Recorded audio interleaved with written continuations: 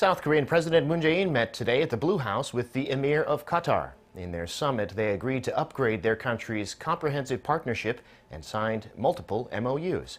Shin Se-min has the details. President Moon Jae-in's first diplomatic schedule of the year, a summit meeting with Sheikh Tamim bin Hamad Al Thani, the visiting Emir of Qatar.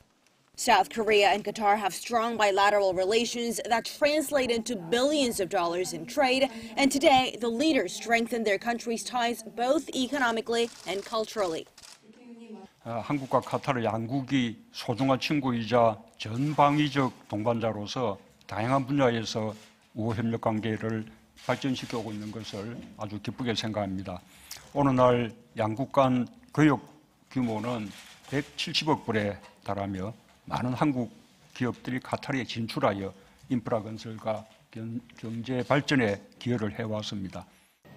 A large chunk of that trade volume comes from Seoul's imports of liquefied natural gas from the Gulf state. According to industry data, Korea imported some 44 million tons of Qatari LNG last year alone, accounting for over 30% of Korea's total LNG imports.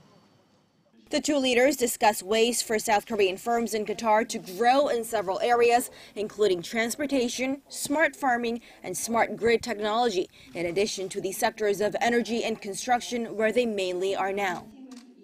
Korea and Qatar have also agreed to forge closer ties in Qatari maritime affairs, with two sides promising to exchange related technologies and proceed with joint research projects, as Qatar plans to ease its dependence on foreign countries for food.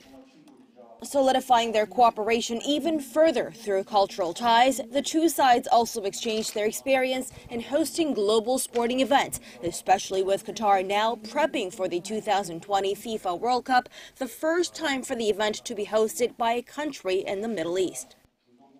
The 1988 Summer Olympics in Seoul, the 2002 Asian Games in Busan, the 2002 FIFA World Cup, and the Pyeongchang Winter Olympics. Seoul has experience in hosting multiple largest sporting events. We will study those experiences and will be sure to ask for support. On the denuclearization front, the leaders also agreed to put their heads together and work towards bringing ultimate peace for the Korean Peninsula. Shin Se-min, Arirang News.